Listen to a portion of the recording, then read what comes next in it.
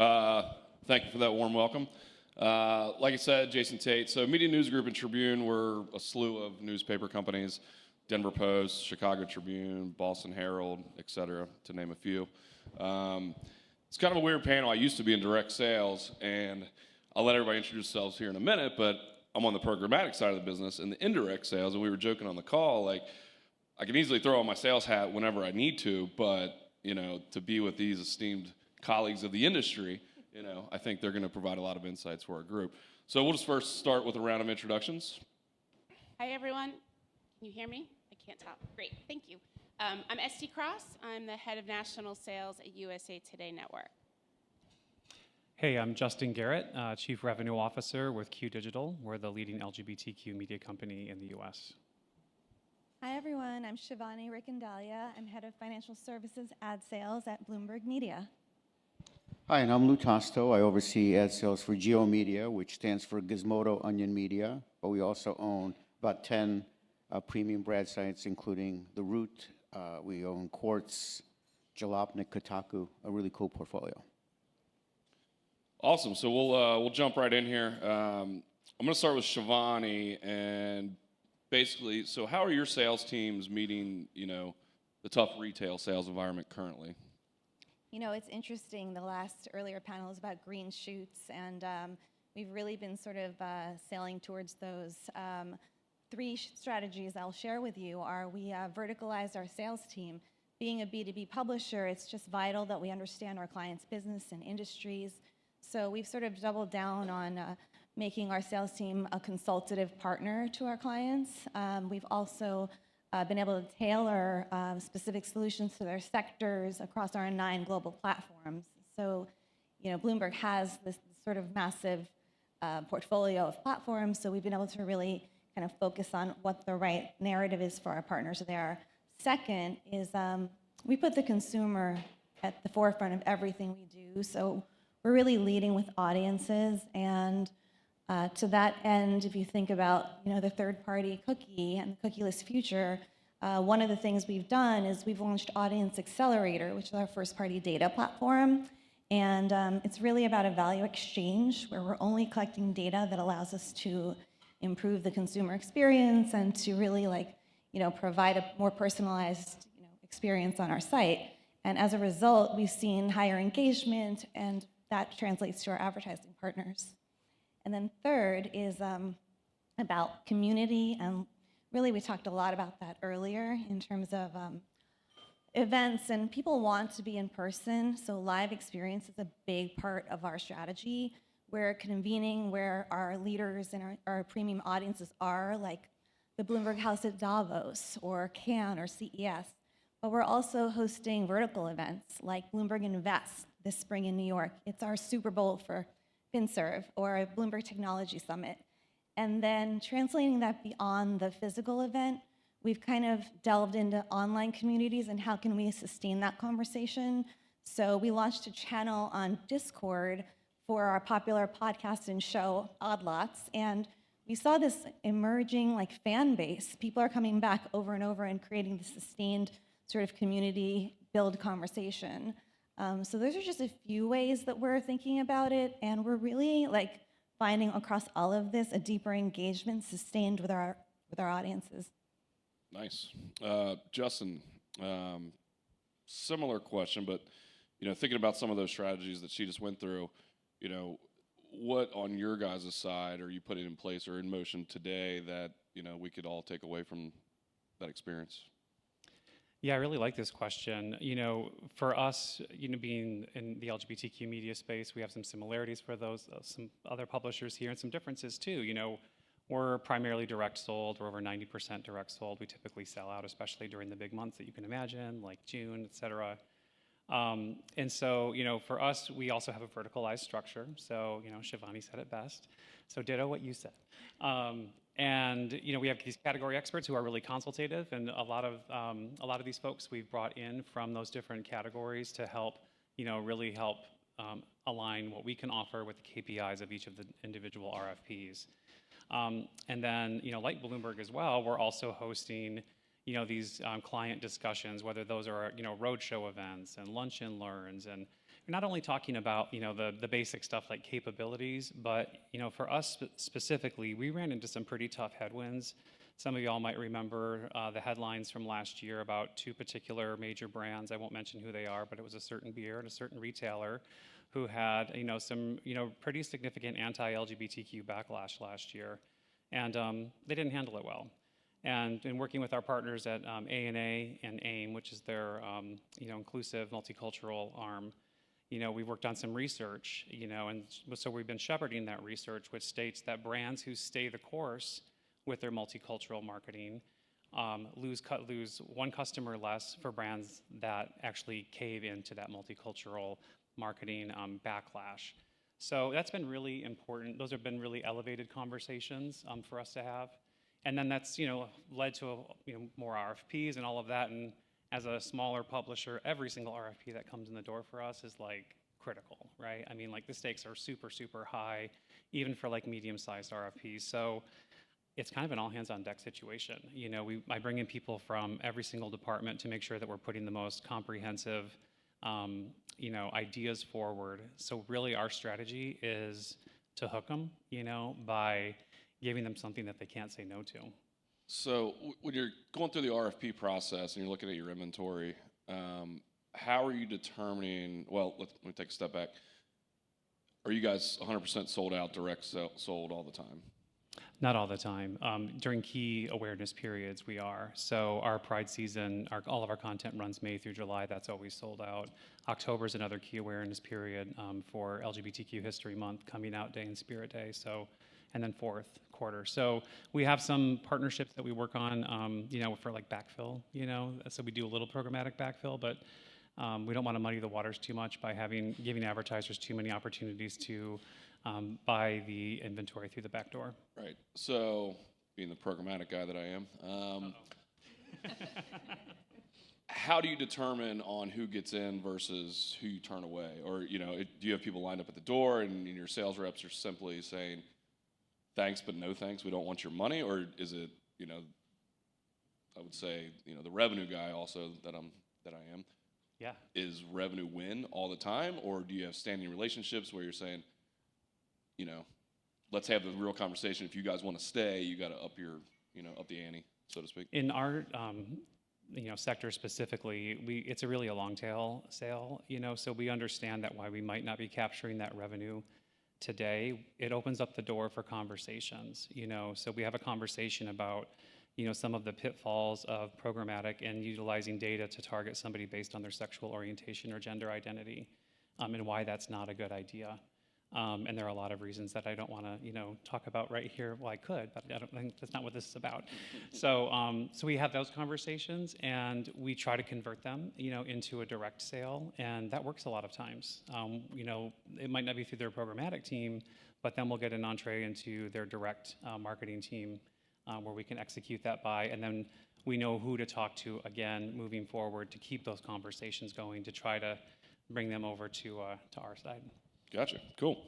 I also want to bring in Lou and Estee too. So I'm going to kind of ducktail off of that a little bit. So thinking about the strategies that you guys just kind of went through. So for Lou and Estee, start with Estee, kind of some of the products that you're kind of, executing right, or your sales teams are executing that really are expanding your portfolio of, revenue opportunity. Sure. So thanks for the question. We started rolling out actually our strategy a year-ish ago in the launch of our first-party data platform, and that's just one part of what we're focused on. And we're finding a great deal of success in talking to brands about how to leverage what we know about our audience, which is leading to a more audience-first conversation. USA Today is obviously a news organization, but we have a strong foothold in sports and other lifestyle topics, so we really are able to work with a whole host of brands, making us more generalists to the more, we'll call them customer niche audiences that my colleagues on the panel have. So when we talk about first-party data and understanding what our audiences are doing leads to more compelling opportunities and RFPs direct, and then also some indirect conversations. One other area that we're focused on coming into 2024 is blending our content strength with our architecture. So USA Today is the national brand, but 200 local community-based brands and some O&Os like Golf Week and others.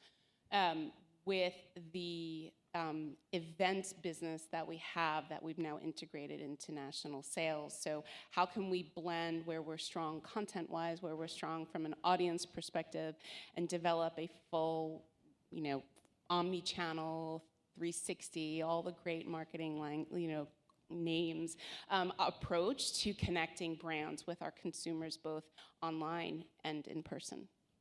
Awesome. Yeah, so thanks for that. I'm going to just piggyback on, try not to be too redundant about what is being said up here, but so the topic of this was, selling into the headwinds, right? And, I've been doing this for a long time, and I mean, Gary and I worked together at Barron's right after the crash. There's always been headwinds, right? And there's always going to be tailwinds too. So what we've tried to do is, I think Steve did a good job talking about the macro soup that our media buyers all have to deal with every single day. But in that macro soup are some interesting tailwinds. So attention, right? We noticed that a lot of our clients were asking us if we were owned and operated. And enough people asked me that before I realized that that is a value prop, right? So maybe there's a burnout with all this, the aggregators out there. So we took that as a positive. So we put a product in the marketplace called the Geo Media Guarantee. So we give everybody a lucid study, and then we guarantee on brand lift. And that takes advantage of our value prop, which is this organic, reader base that we've built. So that was kind of and that had great success. We had over a dozen clients use it last year. And guess what? We always have brand lift, right? Because if we truly believe that, organic audiences and great content lead to better outcomes, we should put our money where our mouth is. So that was good. Another tailwind that we are seeing is that, so there is this embracing of premium content brands. Again, there always has been. It's never gone away, but I think it gets muddled, So we've basically put a lot of stake into that premium content, organic audience, right, that you can reach. So we have products in the marketplace right now that allow, with branded, the typical branded content, but really to tap into that organic audience base, right? Not that widely distributed, model. So I think that, and, like Bloomberg and like USA Today, and, we have a very sophisticated first-party, audience data, right, that comes with those organic audiences. So we're able to target gamers, right? Not just someone who accidentally stumbled on a gaming article, right, and fat-fingered onto it, but people that actually have been to Kotaku, which is our fantastic gaming site, right? So we can actually reach gamers across our entire portfolio. We can sort of look at our Black Thought leadership site, The Root, and reach those folks that are interested in the concept of, Black voices and, multicultural voices, and reach them across the entire portfolio. So we've been able to put these, they're called Veritas Plus segments in the marketplace. We've had some great, we've right now are making them available on a PMP basis as well. We haven't figured out whether that spills over to the open or whatnot, but I think right now, we have something that we can, with those organic audiences. Like we also own a site called Jalopnik, which is our auto site. I don't know if anyone is a auto buff or if you have a friend that's an auto buff, but if they are, they'll be reading Jalopnik. So how can we target those thought leaders across the entire portfolio? So that's just looking at those tailwinds and seeing what people are doing and see how we can take advantage of it. Awesome. Kind of changing tune a little bit. I'm thinking, accountability when it comes back to internal accountability for your salespeople. So what makes them kind of successful back to the brands that they're selling to? Start with Sheevani. I think that kind of going back to needing to be an expert in your client's business, I think that what makes them successful is really understanding. It's a tough job. There's 9 platforms at Bloomberg and a lot of nuances across 2 video networks, podcast suite, and then bringing that back and understanding your clients' industries, your top accounts, and then marrying the 2 of those together to bring the right solutions forward. I think that our most successful sellers can actually choreograph that. And you know, it's sort of an ongoing training. Gotcha. Justin? Commission.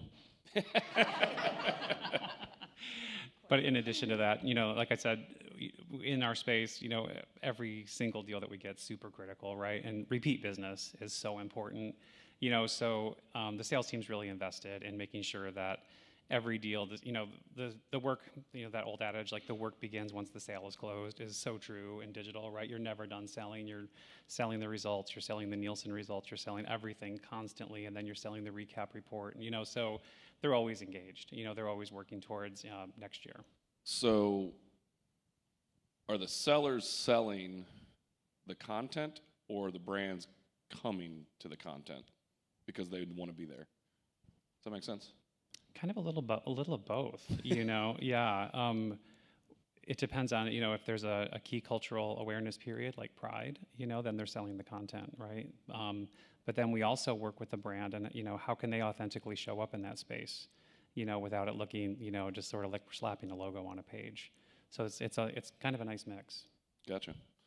Can I add on that? Yeah, I was gonna say. Just to the original question, because I agree with everything said. I do think commission is works very well. But I think also something that we try to do, at least on the national sales team, is listen to what the reps are hearing in the marketplace, and getting their feedback from their clients and their agency partners. They're the best form of input on how you can continually evolve, tweak, and adjust your strategy, because they're hearing it firsthand, and I think that's very important. Thanks for the tip. I have to keep the mic closer to my mouth. Keep the mics close. We're getting. And so the best salespeople are customer focused, right? It starts and ends with customer focus, and that's kind of all right, what does that mean? Everybody throws that around. There's tons of executive coaches you can bring in to teach your team to be customer focused, right? But I noticed something. I track RFP close rates, right, by almost every single variable you can think of. And I realized that, like, the second time you get an RFP, right, you're more likely to win it, and the third time you increase your chances. So continuity of salespeople, right? Not always constantly churning and saying, oh, by the way, here's your new rep, you know, the old rep was on the account for 6 months. So the continuity is critical. So earlier in my career, I used to mix up everyone's account list. So like, you know, just throw it into the soup and see what happens, right? But now I've taken this approach of like trying to stabilize, and because how can you truly build a relationship, right, if you've only been in an account for 2 or 3 months? I mean, some people are magical unicorns and could do that with everybody, but for the most part, you know, if you're managing a significant sales team, significant size sales team, right, that continuity is critical. And so I see it in RFP close rates the second, third time. And one of the constants is the fact that the salesperson's been on it. So, you know, it's just a subtle, you know, a point that has kind of improved our close rate by a couple percentage points, which is critical. Awesome. I just wanted to add also that I agree, having like the same account person across your top accounts and going deeper and opening up new lines of business is a key thing. And beyond the RFP, getting ahead of the RFP and being proactive and being in front of your clients regularly with those ideas. Gotcha. Great question. Yeah. So switching gears here a little bit, thinking about like the cookieless world and all the ID solutions and everything out there. Are your direct sellers, one, worried about it, or are they even talking about it? And kind of two, what things are you guys doing or putting in place today to prep for that in the future? So we brought to market, let me take a step further back. We trained our team, the direct sales team, on what's happening in the marketplace in terms of data and the deprecation of the cookie. We trained them on our platform, and then we let them go. And we saw significant revenue increase. We saw deals come in programmatically and direct that not only use our first-party data, but also have it side by side with third-party, which allows for obvious comparison. So we're seeing success in that. And And we are working really hard right now to expand what we do know about our audience, both subscriber, registered, and anonymous, so that we're continually evolving what we know, so that we can continue to bring new packages, new solutions, new ideas to our clients.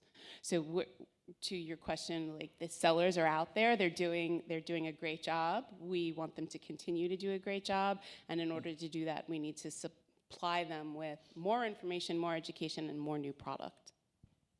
Awesome. Yeah, with us, we're a smaller publisher, and since we sell out a lot, direct just with contextual, we don't do too much data targeting. So there might be some other smaller publishers out there who have a similar case study like ours, but it doesn't really impact us too much, luckily. Yeah, for us, it's a combination as well in terms of like the first-party data platform Audience Accelerator that I mentioned, and where we collect some data, and then also combination of third-party data. Gotcha. Lou? Yeah, and so we've tried to create this flat waterfall, right? We're not too precious about how the money comes in, right? It took us a long time to get here, I mean, as an industry, right? Where, your sponsorship sellers were always wary of, programmatic 10 years ago, oh my God, right? So, but we're at a point right now where it doesn't really matter, right? We are here, we have an audience, right, that we are representing, right? That's what reps do. We represent the, 30 million people that, consume our content. And we have to figure out how to get our clients to activate against it, regardless of what their activation choice is, right? So on that note, to answer the question directly, yeah, we want to make sure that all of our salespeople never say, can I get back to you? Like, they just need to be subject matter experts, right? Having worked in the tech stack for a couple years after I left NBC, I realized, like, some sellers always say, can I get back to you? And that's the worst thing you want. You want people to be subject matter experts, and that helps out a lot because it helps with the activation. Awesome. We good on time? Yep. Cool. So we'll leave maybe 5-10 minutes for if there's any questions, but we'll just come back this way, start with Lou. So what keeps you up at night, and Everything. And one key takeaway? So look, the only thing that I think should keep any of us up at night is if we look at the properties that we represent or the companies that we're out there in the marketplace, if that brand went away, what would happen, right? So I had the good fortune of working at NBC for a decade. I know that if the Today Show went away, right, there'd be a huge hole in the universe, right? So that's how do we continue to make our brands, in tune with what's happening in the marketplace? And that's my fear. My fear is that, like, I know that if the Onion went away, there'd be a huge hole. I know that if the Root went away, right, it'd be a huge hole. Like, and we say that about all of our brands, right? I have 10 different brands. So what keeps me up at night is how do we make sure that what we're doing is relevant in the marketplace to the audience and to advertisers, right? Because you need both to survive, right? I've seen an awful lot of great editorial products just die on the vine because of lack of, commercial support, right? So you need a little bit of both. So that's really the main thing that keeps me up. And yeah, that's it. And everything else too. Thank you. Sheevani? The unknown. I feel like being in the media industry, it's always evolving. It's what I love about it, but also just sort of what's around the corner. And I think that, constantly innovating, constantly learning about the industry is how my sales team stays ahead of it. We try to stay ahead of it. Bloomberg has a culture of innovation and experimentation and opening up apertures to new audiences. So those are some of the sort of the optimist side of the unknown of what keeps me up at night. And then in terms of, a key takeaway, I think that a lot of what we're sharing here is that, we're all sort of in this together, and we're all sort of like sharing our strategies, and I feel like that's very valuable in terms of groups convening like this. I think the main thing I would say right now are just the ever-tightening restrictions with brand safety. It's just getting out of control, and it's becoming harder and harder. Any of our sites that have, any news or political content, I mean, forget about it. It's just so hard to monetize that content. And then you get into multicultural spaces, right? And you're content is miscategorized by, you know, the two leading brand safety companies, you know, and like, you know, if I talk about, or if our articles talk about like how RuPaul slayed at the, you know, VMAs, right? Slade is going to get flagged because they're not taking into consideration the cultural context of how the term is being used.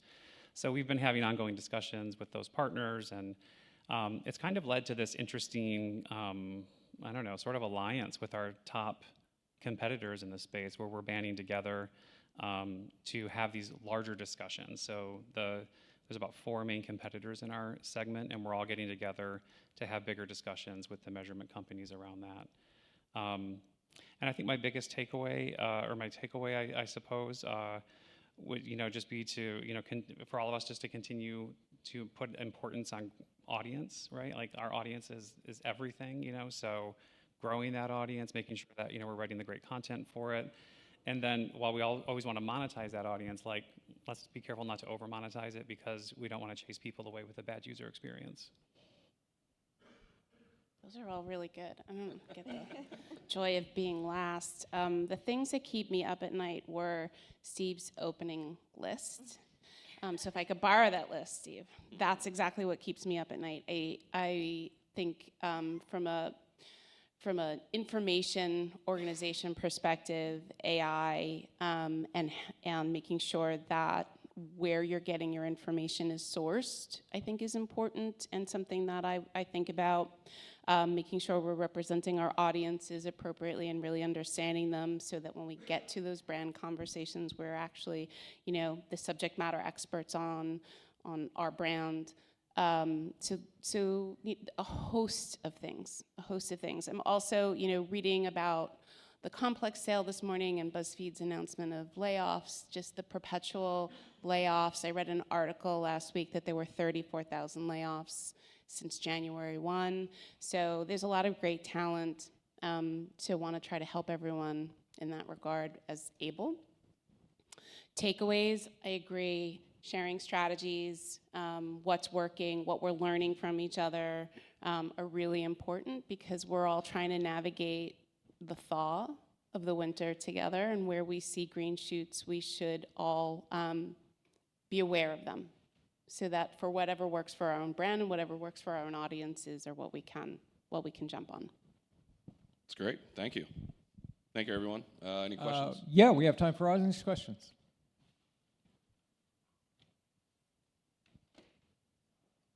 They're mesmerized. I got you. Matt's got one. Hi, everyone. I'm on? Okay. Lauren Bona from Google. So just a question in terms of talking about your direct sales strategy. Where do you see the differences and or gaps in terms of how your sales team are selling direct versus programmatic direct? My team is selling both, so my sellers are responsible for what we call our premium programmatic, which is inclusive of PG, and direct sales. And so we really work with the brands and the agency partners to determine what best works for them. You know, putting the client first in that discussion for our team has always worked really well. Anybody else want to chime in on that? I would just say that very similar. We, our PG and PMP are represented by the sales team, and then we have a small group of experts internally that helps execute on that. But the conversation is always about the objectives first and what the right sort of formats are. Yeah, and I'll add, you know, I'd sort of answered this before, where like we do not, again, we're not precious. We have our sales team call on both direct and those, you know, hands-on keyboard guys, you know, that are, you know, doing deals programmatically. And, you know, our sales team needs to be well-versed in the entire, you know, language and nomenclature and, you know, how things work. And I think that makes them better sellers, even on the, you know, when they go back to the premium side. So we don't discern. Yeah, I would say, at least from our point of view, so I do quarterly trainings for all of our sales team just to like dumb it down as best possible. Like, what is a PG? What is a PMP? What to do if an agency asks them? And literally, it's just call me and bring me in the loop, basically. I want to call. Oh, We've got a lot of questions. Yeah, okay, go There's ahead. one here. Justin? Just really quick, Justin Barton, Black Enterprise. At a rudimentary level, how do you get agency planners to engage with you? Like, in the new world, the new norm of COVID, post-COVID, with people not coming into the office every day, how do you get the agency planners out to interact with them to get into that consideration set of RFPs if they're at home and they're not going to go to the happy hour, they're not going to go to the high-end dinner? What are you doing to really engage with them? I know many of you up here, are you calling them and they're the must-buys, your properties, but how are you engaging with planners in general? I can try. I mean, your guess is as good as mine, right? But what we do is, whenever we have an event, we find events are always helpful to get people, out of their house, because it's, they're connecting, with others in the industry. There's typically, some entertainment and some celebrity involved, and that's motivating to people. And then you can have those conversations face to face, which is always better than a Zoom call, right? But I gotta say, got to thank God for the Zoom calls, right? I mean, we've been getting more access to more buyers and more senior level decision makers than ever before, before the pandemic. So I don't see that as necessarily a negative. I don't know what your experiences are, though. So I've been tracking the percentage of in-person calls versus Zoom calls, right? And it's growing, right? And in-person is the key, right? Because there's so much that happens in an in-person interaction. Like, most of my best sales were made the walk from the conference room to the elevator, right? That's when you found out, and that's all missing, right? You don't get that in a Zoom call, right? That's where you get those clues and hints that are going to point you in the right direction. So food is the number one motivator. I sample my team on food. So, like, homemade food, dinner out food, gift certificates to Panera Bread down the street if they are remote, right? But just using food to get people to come out, right? And that's the constant mission that we have every single day at GeoMedia. Our job is to get people out of the office, right? So we can engage, learn more, and food is number one and number two and number three. So We're literally keeping seamless in business with this industry. Absolutely. Who doesn't want a free lunch? Zoom is definitely helping with more access. I've found also, though, that the meetings are shorter. Sometimes it's a 15-minute call, right? But that's okay. You got the call, you have the conversation, so that's great. To your question, Justin, I think networking is super important, and that ties back to what Lou said earlier about keeping your account executives consistent. So as they do chip away at that great wall of not in person anymore, when they do make a relationship, that relationship should be able to open up other doors and other meetings.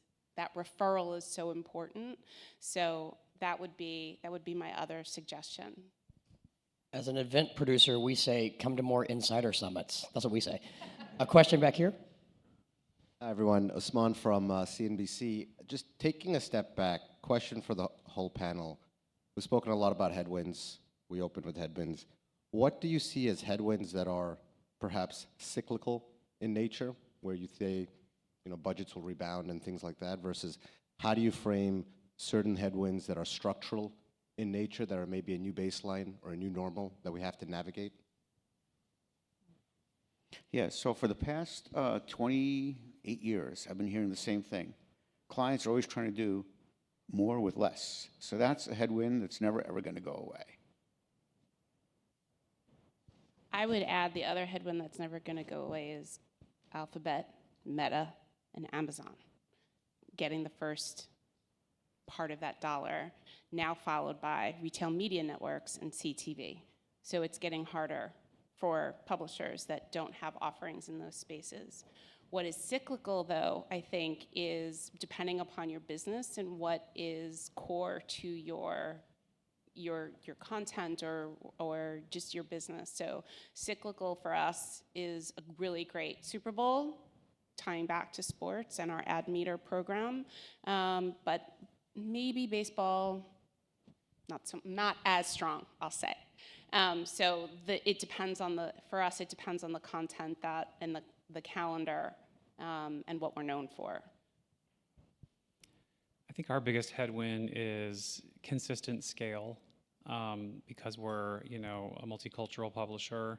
We max out in June, and that's, usually our high point for the year. And so we're always looking for ways to help, keep that audience size and scale consistent throughout the year. Yeah, I would agree. I think that, in terms of brands doing more with less, fewer, bigger, better, I'd say that our Headwinds is keeping up with that and always being on sort of the right side of that. Estee, since you mentioned retail media networks, I'm curious if any of you have been in discussions with the retail media networks or looking to partner with them, and one of the places that they're looking to do is to look for places to plant their data and audiences and extend them off the retail experience and into content experiences. Are any of you working with them yet or looking at them? Not yet. Well, that was easy. We're going to in a few minutes we're going to continue this in the roundtables, and you can dig in on sales strategies there. But Jason, as always, thank you very much, and thanks everyone.